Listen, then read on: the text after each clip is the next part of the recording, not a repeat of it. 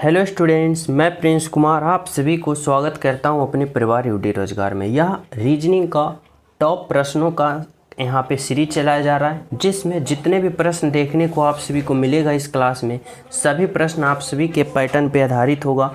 यानी वर्तमान समय में आपका एग्जामिनर जो पैटर्न फॉलो कर रहा है वही पैटर्न पे आधारित हर एक प्रश्न देखने को मिलेगा।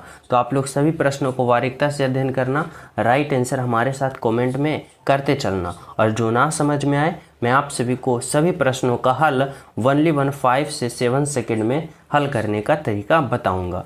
ठीक है, तो चलो शुरू करते हैं। पहला प्रश्न देखो। पहला प्रश्न जो है भाई, क्या आप सभी से पूछना चाह रहा है आपका एग्जामिनर, देखो कह रहा है निम्नलिखित वर्गों में से संबंधित वेन आरेख का चयन करें। यानी आप लोग को यहाँ पे बताना होगा लैपटॉप है, मोबाइल है, इलेक्ट्रॉनिक्स है। अब आप लोग को बताना है कि कौन सा ऑप्शन का आप लोग चयन करोगे ताकि इन तीनों का एक साथ सही संबंध बता सकें। अब आप लोग कौन सा ऑप्शन यहाँ पे चयन करोगे भाई, तो देखो हमारी बातों को समझना। यहाँ पे क्या है, लैपटॉप है, मोबाइल है, इलेक्ट्रॉनिक्स है। अगर मैं यहाँ पे सबसे पहले इलेक्ट्रॉनिक्स के लिए एक गोला बनाता हूँ, इलेक्ट्रॉनिक्स के लिए मैं एक गोला बनाया, ठीक है। अब देखो लैपटॉप जो है वह भी इलेक्ट्रॉनिक्स का एक पार्ट है, यानी इलेक्ट्रॉनिक्स के अंदर आ जाएगा लैपटॉप। और मोबाइल जो है वह भी इलेक्ट्रॉनिक्स का एक पार्ट है, यानी इलेक्ट्रॉनिक्स के अंदर आ जाएगा। लेकिन मोबाइल अलग है, लैपटॉप अलग है, लेकिन दोनों का दोनों किसके अंदर आएगा भाई, तो इलेक्ट्रॉनिक्स के अंदर आएगा। यानी आपका राइट आंसर ऐसा कौन सा फिगर है, तो देखो ऑप्शन नंबर 1 है। यानी आपका जो राइट आंसर होगा यहाँ पे ऑप्शन नंबर 1 होगा, बिल्कुल सही और बिल्कुल सत्य आपका राइट आंसर। ठीक है, समझ पा रहे हो। तो चले हम सब अगले प्रश्नों पे। तो देखो 2 नंबर का प्रश्न समझना, क्या आप सभी से कहना चाहता है। यहाँ पे आप सभी से पूछा जा रहा है कि शब्दों का सही संबंध बताएं। यहाँ पे आप लोग का संबंध बताना है, और वो भी शब्दों का इस प्रकार से कि मृत्यु का संबंध जिस प्रकार जन्म से है, तो उसी प्रकार यहाँ पे किसका संबंध होगा, इन ऑप्शन के अनुसार आप लोग को चयन करना होगा। तो पहले आप लोग यहाँ पे ये समझो कि मृत्यु और जन्म में आपस में क्या रिलेशन बन रहा है। तो देखो यहाँ पे सभी विद्यार्थी को समझ में आ रहा होगा कि मृत्यु और जन्म जो है एक दूसरे का विपरीत है, यानी विपरीतार्थक शब्द है, बोले तो उल्टा शब्द है ना। तो अब हमें ऑप्शन में चयन करना है कि कौन सा ऑप्शन उल्टा शब्द है, यानी विपरीतार्थक शब्द है। जैसे ऊपर, ऊपर का धीमा नहीं होता, ऊपर के नीचे होगा तो ये कट गया। विजय, विजय का पराजय होगा, लेकिन मैच है तो ये गलत होगा। विशाल, विशाल का यहाँ पे क्या होगा भाई, तो विशाल का चौड़ा, ये गलत होगा। यहाँ पे आयात, आयात का विलोम क्या होता है भाई, आयात का उल्टा क्या होता है, तो निर्यात, और निर्यात का उल्टा क्या होता है, आयात। यानी यहाँ पे हमारा राइट आंसर क्या होगा, तो ऑप्शन नंबर 3 आपका राइट आंसर होगा। जिस प्रकार मृत्यु का संबंध जन्म से है, तो निर्यात का संबंध आयात से। ठीक है, समझ पा रहे हो हमारी बातों को, ऑप्शन नंबर 3। तो चले नेक्स्ट पे देखो 3 नंबर का प्रश्न समझना। यहाँ पे आप सभी से क्या कहना चाहता है आपका एग्जामिनर। यहाँ पे कह रहा है उस विकल्प का चयन करें जो तीसरे पद से उसी तरह संबंधित है जिस प्रकार पहला दूसरे से। यानी यहाँ पे आप लोग को बताना होगा कि 412 का संबंध जिस प्रकार 49 से है, तो 361 का संबंध उसी प्रकार यहाँ पे किससे होगा। ठीक है, कैसे पता करोगे, तो समझना हमारी बातों को। हमें यहाँ पे संबंध बताना है संख्या का, कि 412 से जिस प्रकार 49 हुआ है ना, तो 361 से उसी प्रकार यहाँ पे क्या होगा, ये पता करना होगा। तो सबसे पहले ये देखो कि 412 से जो 49 हुआ है वह आखिर किस प्रकार से हुआ है। ठीक है, समझो 412 से अगर हम 49 लाने की कोशिश करते हैं ना, तो 412 एक संख्या है। अब 412 के सभी यहाँ पे इस संख्या के सभी अंकों को हम जोड़ते हैं। जैसे 412 के यहाँ पे संख्या के सभी अंकों, यानी 4 प्लस का 1 और प्लस का 2, यानी 412 के सभी अंकों को मैं जोड़ा तो कितना आया भाई, 4 1 5 और 2 7 आया। लेकिन यहाँ पे हमें लाना है 49, तो 7 का स्क्वायर करेंगे, देखो यहाँ पे 49 आ रहा है, बोलोगे जी आ रहा है। अब वही रूल को फॉलो इसमें करना है, 361। अब 361 के सभी अंकों को जोड़ो, तो यहाँ पे क्या होगा भाई, 3 होगा, प्लस का 6 होगा, प्लस का 1 होगा। अब सभी को जोड़ो तो 6 और 3 9 और 9 1 कितना होगा भाई 10। अब इस 10 का जब आप लोग स्क्वायर करोगे तो 10 का स्क्वायर कितना होगा भाई, तो 100 होगा, यानी 100। और 100 बोलो कौन सा ऑप्शन में है, तो ऑप्शन नंबर 3 में। यानी आपका राइट आंसर जो है वह क्या होगा, तो ऑप्शन नंबर 3 होगा। बिल्कुल सही, बिल्कुल सत्य। ठीक है, ऑप्शन नंबर 3। समझ पा रहे हो?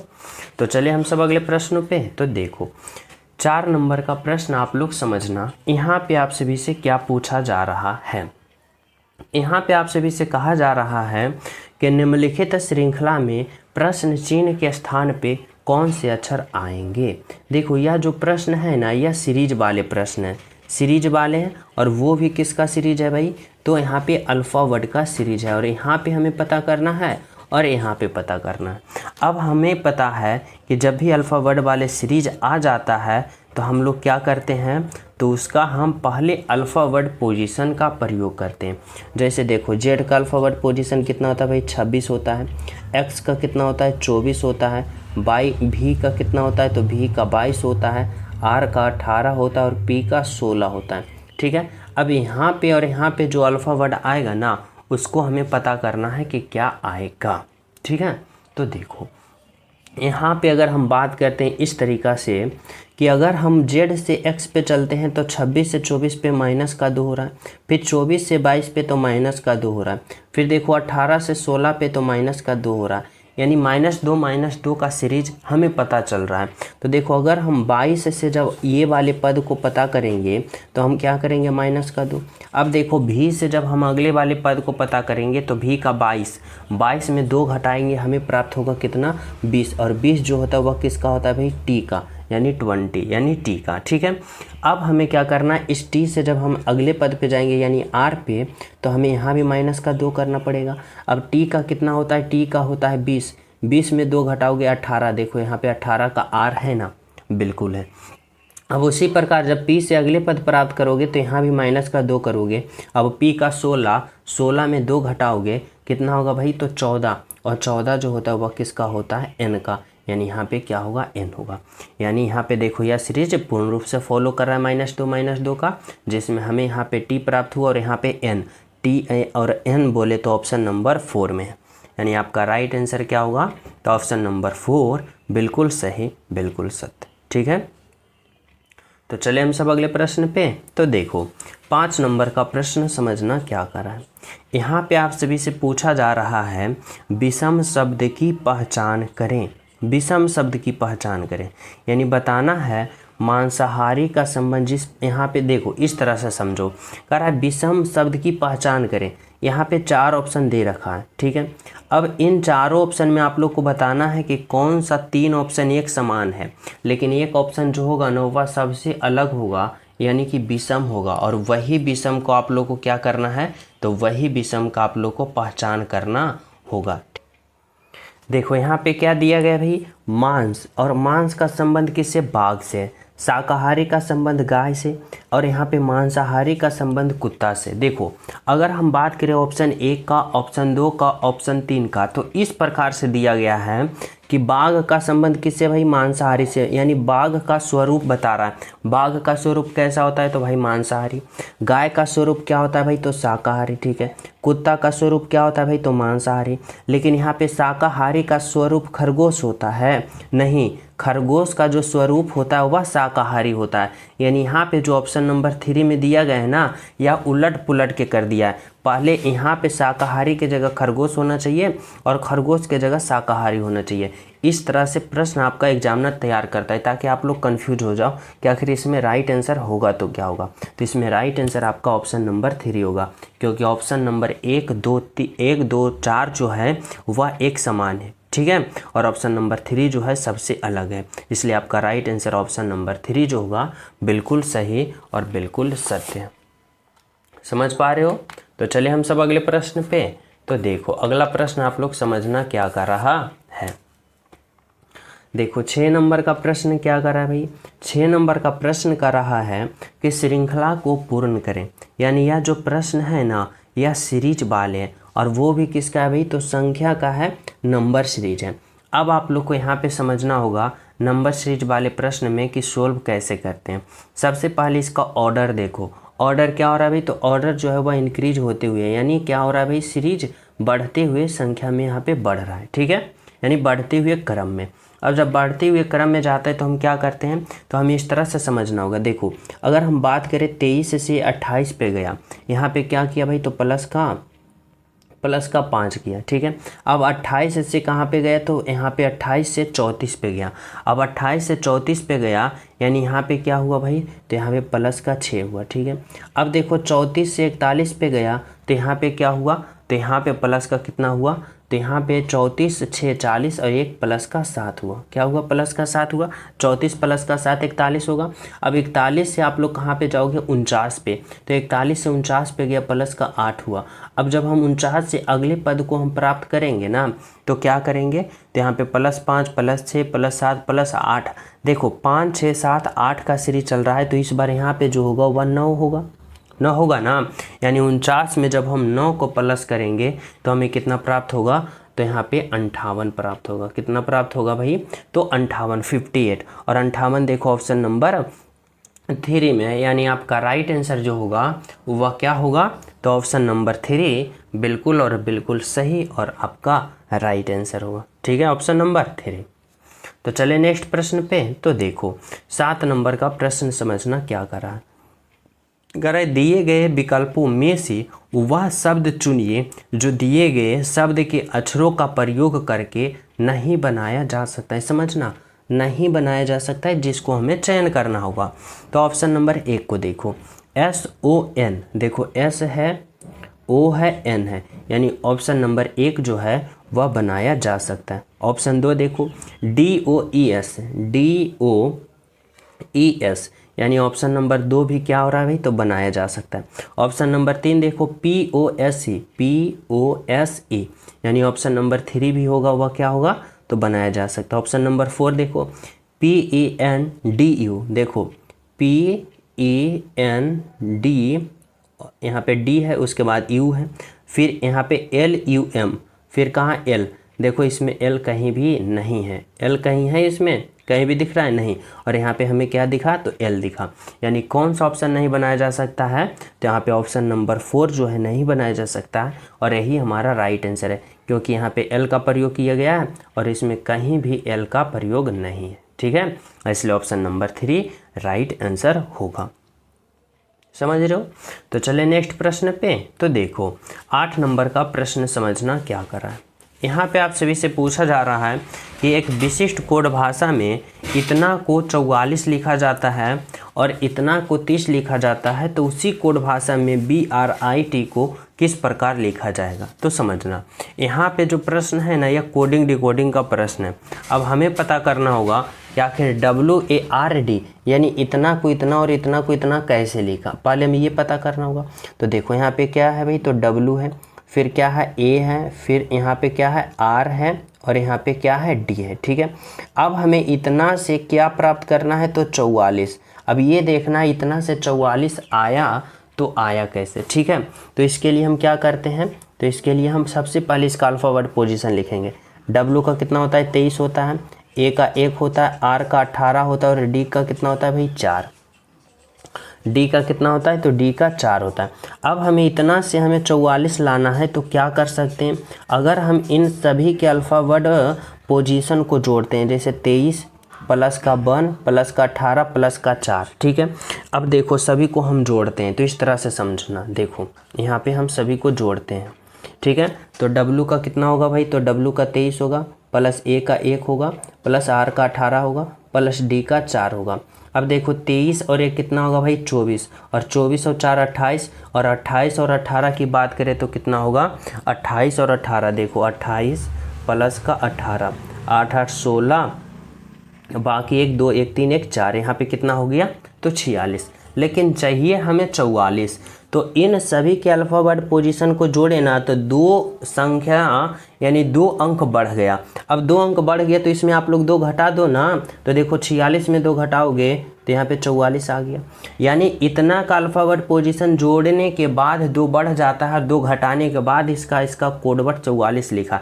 अब उसी प्रकार इसमें भी चेक करो तो देखो L का 12 होता है, प्लस O का कितना होता है 15 होता है, प्लस A का 1 होता है और प्लस D का कितना होता है 4 होता है। ठीक है, अब देखो यहाँ पे 4 और 1 5, 5 और 15 कितना होगा भाई, तो 5 और 15 यहाँ पे 20 और 20 और 12 कितना होगा, तो 20 और 12 32। अब 32 आ रहा है तो इसमें भी आप लोग को 2 घटाना पड़ेगा तो 30। अब देखो यहाँ भी 30 आया। यानी क्या हो रहा है ना कि अल्फ़ाबेट दे रखा है तो सभी का अल्फ़ाबेट पोजीशन पहले जोड़ना है और 2 घटा देना है और जो आएगा वह हमारा कोड वर्ड तैयार हो गया। यहाँ पे देखो 44 आया और यहाँ पे 30। ठीक है, तो यहाँ पे 44 इसका कोड वर्ड है, इसका 30 है। अब उसी प्रकार इसमें भी हमें क्या करना है, तो यही रूल को फॉलो करना है। यानी सभी का अल्फ़ाबेट पोजीशन जोड़ेंगे और 2 घटाएंगे। देखो बी का अल्फ़ाबेट पोजीशन 2, प्लस का आर का कितना होता है भाई, तो आर का 18 होता है, प्लस का यहाँ पे आई का 9 होता है और प्लस टी का 20 होता है। ठीक है, अब हमें क्या करना है, तो सभी को जोड़ना है। अब देखो 18 और 2 कितना होगा 20 और 20 और 20 यहाँ पे 40 और 40 और 9 कितना होगा भाई, तो यहाँ पे 49। अब इस 49 का 49 में क्लिक नहीं करना है, हमें इसमें 2 को घटाना होगा।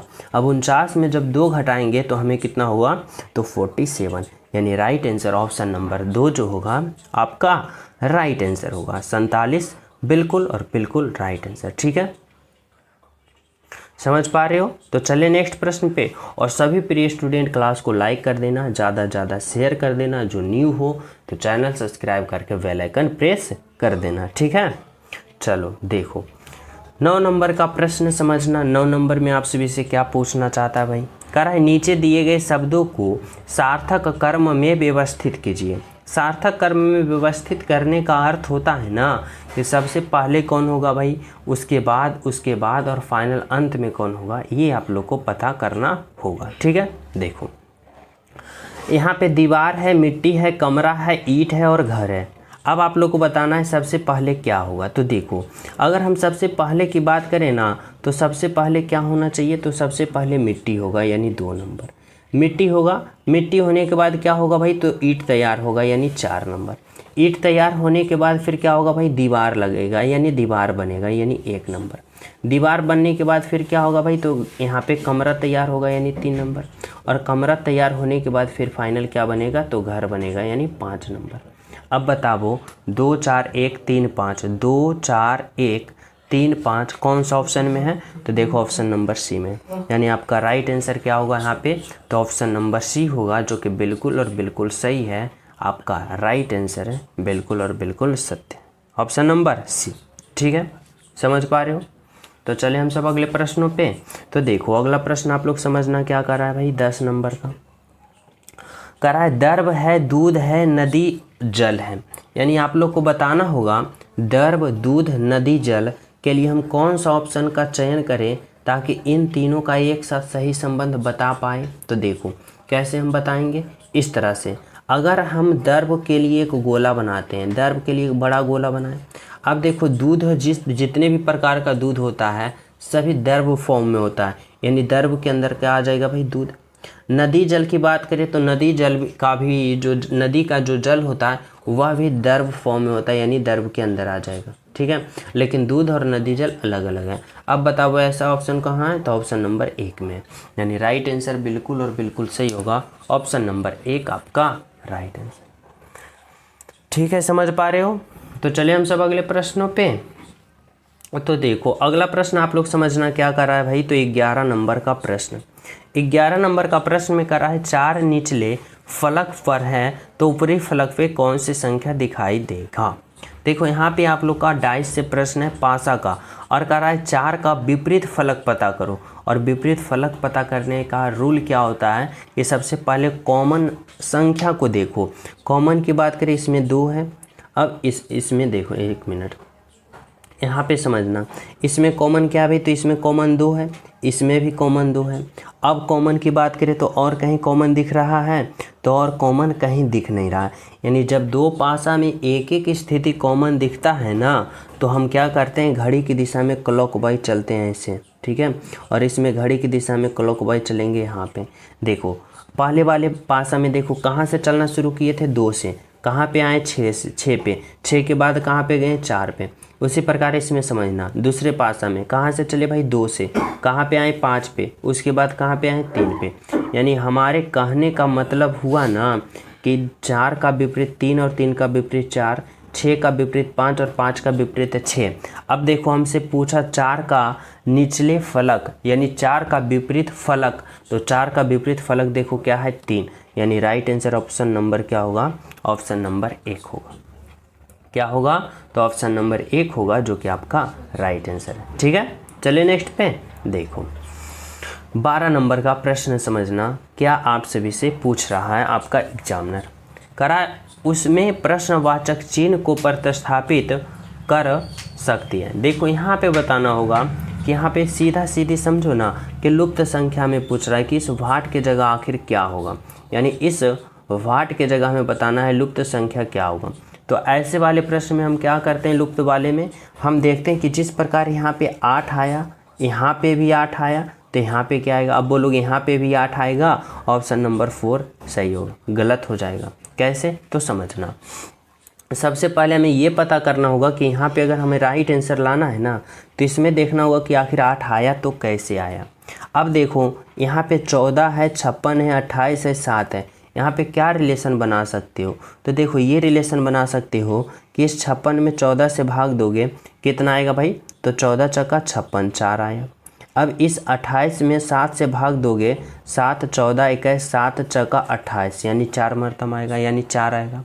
ठीक है, अब यहाँ पे जब 56 में 14 से भाग दिए हो, 14 चक्का 56, 28 में 7 से भाग दिए हो, 7 चौका 28, यहाँ पे 8 लाना है, तो इस 4 और इस 4 को जोड़ देंगे तो यहाँ पे देखो 4 और 4 8 आया, बिल्कुल। अब उसी प्रकार देखो 65 में 13 से भाग दोगे, 13 पचे का 65, और 54 में 18 से भाग दोगे, 18 तिया का 54। अब 3 और 5 को जोड़ोगे, 8 यहाँ पे आया, बोलोगे जी आया। अब उसी प्रकार इस 84 में इस 12 से क्या करोगे, भाग दोगे, तो यहाँ पे कितना आएगा, तो बर सत्ते का 84, यहाँ पे कितना आएगा भाई 7 आएगा। ठीक है, अब अगर हम बात करते हैं इस 32 में जब 8 से भाग दोगे कितना आएगा, तो 8 चौका 32, यानी 4 आए। अब जब 7 और 4 को जोड़ोगे तो 7 और 4 क्या होगा, 11 होगा, यानी इस वाट के जगह क्या आएगा, तो 11 आएगा, 11 आएगा। आपका राइट आंसर ऑप्शन नंबर 2 होगा, बिल्कुल सही, बिल्कुल सत्य। ठीक है, समझ पा रहे हो। तो चले हम सब नेक्स्ट प्रश्नों पे। तो देखो अगला प्रश्न आप लोग समझना क्या कर रहा है भाई, तो 13 नंबर का प्रश्न। देखो 13 नंबर का प्रश्न में यहाँ पे आप सभी से पूछा जा रहा है कि निम्नलिखित आकृति में कितने त्रिभुज हैं, काउंट ऑफ ट्रायंगल। देखो देखने में यह प्रश्न बहुत ही डिफ़िकल्ट लग रहा होगा, लेकिन मैं इसको बहुत ही आसान भाषा में और आसान लैंग्वेज में ओनली 5 to 7 सेकेंड में सिखाऊंगा। कैसे समझना, इस आकृति को पहचानने से पहले हमारी कुछ बातों को आप लोग समझना। जैसे यहाँ पे मैं बात करता हूँ, देखो अगर ऐसा आकृति हो तो आप लोग को पहले ये बताओ कि इस आकृति में कितना ट्रायंगल है, कितना त्रिभुज है। कैसे करोगे, तो इस त्रिभुज को काउंट करने का क्या रूल होता है ना, अगर त्रिभुज के अंदर त्रिभुज काउंट करना होता है तो पहले छोटे छोटे त्रिभुज को काउंट करो, जैसे एक त्रिभुज और एक और ये 2। ठीक है, अब क्या करना है ना, इस 1 और +2 को जोड़ दो, 1 + 2 यानी 3, यानी इस आकृति में कितना त्रिभुज है, 3 त्रिभुज है। बोलोगे हमें साबित करके दिखाओ, तो देखो साबित भी करते हैं। यानी एक त्रिभुज ये हुआ इस तरफ, एक त्रिभुज ये हुआ इस तरफ, और एक बड़ा वाला ये एक, यानी 1 1 2 और 1 3 त्रिभुज हुआ। नहीं तो फिर आप लोग यहाँ पे डायरेक्ट कर सकते हो कि ये 1 हुआ और ये 2 हुआ और 1 + 2 3 हुआ। यानी इस आकृति में आप लोग जैसे चाहो वैसे, लेकिन होगा तो होगा 3 ही त्रिभुज होगा। ठीक है, अब आप लोग क्या करो, तो देखो पहले ये त्रिभुज में आ जाओ, पहले ये त्रिभुज को हम अभी क्या करते हैं, अभी इसको ढक देते हैं। मान लो कि इसको ढक दिए, अब हमें पहले ये त्रिभुज काउंट करना है। अब हमें पहले ये त्रिभुज काउंट करना है, तो ये त्रिभुज देखो अभी जैसे मैं बताया था वैसे ही सेम टू सेम है। यानी इसमें भी 1 इधर होगा और 2 इधर होगा, यानी 2 और 1 3, यानी यहाँ पे 3 त्रिभुज हुआ। ठीक है, समझ रहे हो। अब उसी प्रकार से समझना, अब उसी प्रकार से देखो यहाँ से भी एक स्टार्ट हो रहा है, एक त्रिभुज, तो एक यहाँ भी होगा और एक और दो, यानी 2 और 3 त्रिभुज यहाँ भी हुआ। अब उसी प्रकार से यहाँ से भी देखो स्टार्ट हो रहा है, तो एक यहाँ 2 यहाँ, यानी 2 और 1 3, यानी 3 त्रिभुज यहाँ भी हुआ ना। यानी यहाँ पे क्या हुआ, तो 3 3 6 और 3 9 त्रिभुज। अब देखो इसका सेम टू सेम कॉपी कहाँ पे उतार दिया है, तो यहाँ भी उतार दिया है। सेम टू सेम कॉपी यहाँ पे भी उतार दिया है, यानी यहाँ पे भी क्या होगा, तो यहाँ पे भी 9 त्रिभुज ही होगा। क्या होगा, 9 त्रिभुज ही होगा, यानी 9 और 9 18 त्रिभुज। बोले तो ऑप्शन नंबर आपका क्या होगा, तो आपका 2 होगा। बिल्कुल सही और बिल्कुल सच, ऑप्शन नंबर 2 होगा। ठीक है, समझ पा रहे हो। तो चलिए नेक्स्ट प्रश्नों पे हम सब, तो देखो समझना 14 नंबर का प्रश्न क्या कर रहा है आप सभी से।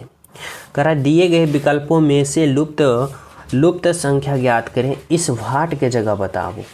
तो सबसे पहले समझना होगा कि यहाँ पे जिस प्रकार 8 आया, जिस प्रकार 125 आया, तो उसी प्रकार यहाँ पे भी आएगा। ठीक है, तो इसके लिए हमें सबसे पहले पहला आकृति पे जाना होगा। अब आप लोग पहला आकृति पे आ जाओ। देखो यहाँ पे 1 है, 8 है, 27 है। अब सोचो कि आखिर इसमें किस तरह से यहाँ पे रिलेशन बन रहा है। तो देखो अगर हम बात करते हैं यहाँ पे ये 1 है, ठीक है। अगर हम 1 का स्क्वायर करते हैं, देखो इस तरह से समझना, अगर हम यहाँ पे 1 का स्क्वायर करते हैं तो 1 होता है। सॉरी, 1 का स्क्वायर नहीं, 1 का क्यूब करते हैं 1 होता है। 2 का क्यूब करेंगे कितना होगा भाई, तो 8 होगा।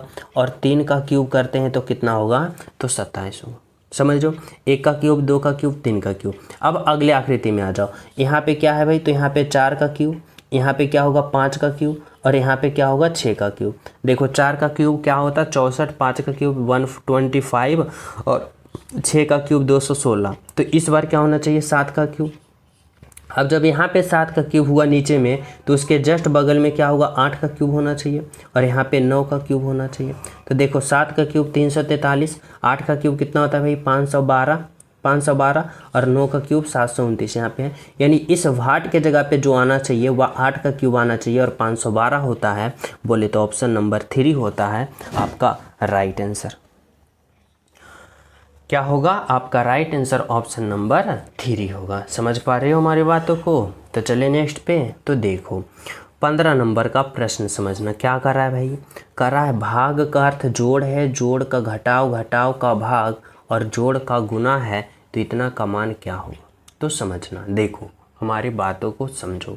यहाँ पे क्या है भाई, तो 49 है, जोड़ है। अब देखो जोड़ गुना का अर्थ है, सॉरी यहाँ पे देखो जोड़ कहाँ दिख रहा है, तो देखो जोड़ का अर्थ गुना है, तो जोड़ का अर्थ आप लोग क्या दो, गुना, और 2 होगा।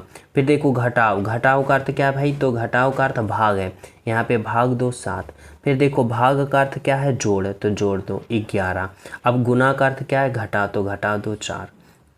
अब क्या करो, तो अब इसका हल करो। कैसे करोगे, तो बोर्ड मास का प्रयोग करते हुए करोगे। बोर्ड मास पहले भाग, फिर गुना, फिर जोड़ और फिर घटाओ। देखो यहाँ पे क्या होगा 49 होगा, गुने का 2 होगा। अब भाग 7 है तो बट्टा में 7 आ जाएगा, प्लस का 11 हो जाएगा और माइनस का 4 होगा। देखो काटो, 7 7 का 49, 7 दूना का 14 होगा, प्लस का 11 होगा, माइनस का 4 होगा। अब देखो 14 और यहाँ पे जोड़ोगे क्या होगा, तो 14 और 11 को जोड़ोगे कितना आएगा, तो 14 11 25 और 25 में 4 घटाओगे 21 21। बोले तो ऑप्शन नंबर 2 आपका राइट आंसर होगा, ऑप्शन नंबर 2, जो कि बिल्कुल और बिल्कुल सही है आपका राइट आंसर, ऑप्शन नंबर 2। ठीक है, समझ पा रहे हो। तो चलिए हम सब नेक्स्ट प्रश्न पे, तो देखो 16 नंबर का प्रश्न समझना क्या करें। यहाँ पे कथन निष्कर्ष वाले प्रश्न है। करा है सभी पत्तियाँ कठोर है। यहाँ पे देखो सभी पत्तियाँ को मैं पी से लिखता हूँ, समझना। सभी पत्तियाँ क्या है भाई, तो यह सभी पत्तियाँ जो है ना, वह सभी पत्तियाँ कठोर के अंदर है। कठोर को मैं कठोर लिखता हूँ, ठीक है। सभी पत्तियाँ क्या है भाई, कठोर है। करा है कुछ पत्तियाँ हरी है, यानी पत्तियाँ का कुछ भाग जो है ना वह क्या है, तो हरी है, यानी यहाँ पे मैं लिखता हूँ हरी, ठीक है, हरी लिख दिया। अब आप लोग आ जाओ यहाँ पे निष्कर्ष पे। निष्कर्ष नंबर 1 देखो, करा है कुछ कठोर हरी हैं, कुछ कठोर कठोर का भाग ये, देखो कठोर का भाग ये और हरी का भाग ये, यानी कुछ कठोर हरी में यहाँ पे दिख रहा है। तो देखो यहाँ पे अगर हम बात करते हैं ना, कठोर का भाग कुछ हरी में दिख रहा है इस तरह से, यानी क्या होगा, निष्कर्ष नंबर 1 सही होगा। कह रहा है यहाँ पे सभी हरी पत्तियाँ हैं, यानी सभी हरी, यह देखो हरी कहाँ है भाई, ये। अब ये सभी हरी इस पत्ती के अंदर है, बोलोगे नहीं, यानी क्या होगा, तो निष्कर्ष नंबर 2 गलत होगा। यानी केवल और केवल निष्कर्ष 1 सही है, जो कि देखो ऑप्शन नंबर 1 में है आपका राइट आंसर, ऑप्शन नंबर 1। ठीक है, चलो देखो 17 नंबर का प्रश्न समझना भाई, क्या कर रहा है, कर रहा है आयत इंजीनियर को दर्शाता है। देखो आयत कहाँ है, ये आयत है, आयत किसको दर्शाता है, तो यहाँ पे इंजीनियर को दर्शाता है, इंजीनियर को दर्शाता है। वृत्त जो है मैनेजर को दर्शाता है, वृत्त कहाँ है भाई, यहाँ पे, और यह किसको दर्शाता है, तो मैनेजर को दर्शाता है। यहाँ पे मैं लिखता हूँ क्या, तो यहाँ पे मैं लिखता हूँ मैनेजर। ठीक है, चलो मैनेजर को मैनेजर ही लिखता हूँ,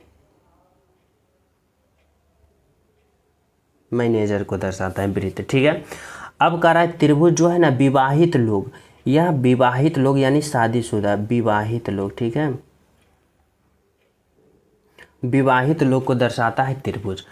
अब समझना हमारा एग्जामिनर जो है वह क्या पूछना चाहता है, कह रहा है कितने विवाहित लोग इंजीनियर नहीं है, विवाहित लोग जो है इंजीनियर नहीं है, यानी देखो विवाहित लोग कहाँ है, तो विवाहित लोग ये त्रिभुज में है। अब बताना ये त्रिभुज के अंदर जो है वह कितने लोग जो हैं वह क्या है, इंजीनियर नहीं है। अब इंजीनियर देखो यहाँ पे कहाँ इंजीनियर, इंजीनियर इस आयत के अंदर है। अब बताओ त्रिभुज वाले कितने भाग हैं जो इंजीनियर में नहीं है। अब देखो यहाँ पे इंजीनियर में नहीं है, यानी कौन कौन नहीं है, तो 13 और 16, 13 और 16 देखो आयत में है नहीं ना, यानी 13 और 16 जो है आयत से बाहर है, यानी इंजीनियर से बाहर है। विवाहित लोग है लेकिन आयत से बाहर है, वही करा है कितने विवाहित लोग इंजीनियर नहीं है, यानी आयत में नहीं आना चाहिए और वनली वन त्रिभुज में होना चाहिए। तो आयत में नहीं आना चाहिए, त्रिभुज में 13 और 16, 13 और 16 को जोड़ोगे तो 13 और 16 29, बोले तो ऑप्शन नंबर 3 होगा आपका राइट आंसर।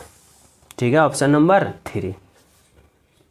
तो चले नेक्स्ट पे, देखो 18 नंबर का प्रश्न समझना क्या कर रहा है। 18 नंबर का प्रश्न जो है ना ब्लड रिलेशन का प्रश्न है, बहुत ही लाजवाब, बहुत इंपॉर्टेंट और बहुत ही सिंपल तरीका से समझाऊंगा, समझो। कह रहा है एक बच्ची की ओर संकेत करते हुए मोहन ने कहा, वह मेरे पिता की माँ का इकलौती बेटी की बेटी है। तो बताइए उस बच्ची की माँ का श्रीपद से, यहाँ पे एक बच्ची की ओर संकेत करते हुए मोहन ने कहा, यहाँ पे श्रीपद नहीं होगा, यहाँ पे मोहन होगा। ठीक है, इस श्रीपद के जगह आप लोग क्या करो, तो इस श्रीपद के जगह आप लोग मोहन लिखो, क्योंकि यहाँ पे करा एक बच्ची की ओर संकेत करते हुए मोहन ने कहा, तो उस बच्ची का और मोहन से हमें संबंध बताना होगा। ठीक है, बिल्कुल। अब देखो हमारा एग्जामिनर हमसे क्या कहना चाहता है, जैसे जैसे कहेगा वैसे वैसे करेंगे। करा एक बच्ची की ओर संकेत करते हुए मोहन ने कहा, यहाँ पे क्या है भाई, एक मोहन है और यहाँ पे क्या है, तो यहाँ पे बच्ची है। ठीक है, यहाँ पे एक बच्ची है और यहाँ पे मोहन एक लड़का है। ठीक है, अब कह रहा है कि एक बच्ची की ओर संकेत करते हुए मोहन ने कहा, इस बच्ची की ओर संकेत करते हुए मोहन क्या कहता है, मोहन कहता है कि वह यानी यह बच्ची जो है ना मेरे पिता की, यानी मोहन के कौन, तो मोहन के पिता, मेरे पिता की माँ, यानी मोहन के पिता के भी माँ, यानी ठीक है मेरे पिता की माँ, ठीक है, यानी मोहन के पिता की माँ की इकलौती बेटी, यानी मोहन के पिता के माँ की इकलौती बेटी, यानी इसकी एक ही बेटी है। ठीक है, बेटी है। ठीक है, इकलौती बेटी। ठीक है, इकलौती बेटी की बेटी है, यानी यह जो बच्ची जो है ना, इस तरह से समझना, यह जो बच्ची है ना मोहन के पिता के माँ के बेटी, इकलौती बेटी का ये कौन है, तो इकलौती बेटी का ये बेटी है। इस तरह से समझना होगा। ठीक है, इस तरह से समझना होगा। अब यहाँ पे आप लोग समझना, आपका यहाँ पे एग्जामिनर जो है वह कहना क्या चाहता है, इस तरह से देखो। तो कह रहा है तो बताइए बच्ची की माँ मोहन से क्या संबंध है, यानी मोहन जो है उस बच्ची की माँ को क्या कहेगा। मोहन कहाँ है भाई, तो मोहन यहाँ पे है। अब मोहन जो है इस बच्ची की माँ, और बच्ची की माँ कौन हुई, तो ये हुई, और मोहन जो है इस बच्ची की माँ को क्या कहेंगे, तो देखो इस तरह से समझना। ये जो बच्ची की माँ जो हुआ ना, यानी कौन हुआ, तो पिता का बहन हुआ, क्योंकि पिताजी का जो माँ है और इस बच्ची की जो माँ की माँ है ये है, इसका माँ ये है और इसका माँ ये है, यानी पिताजी के ये कौन हुआ भाई, तो ये बहन हुआ।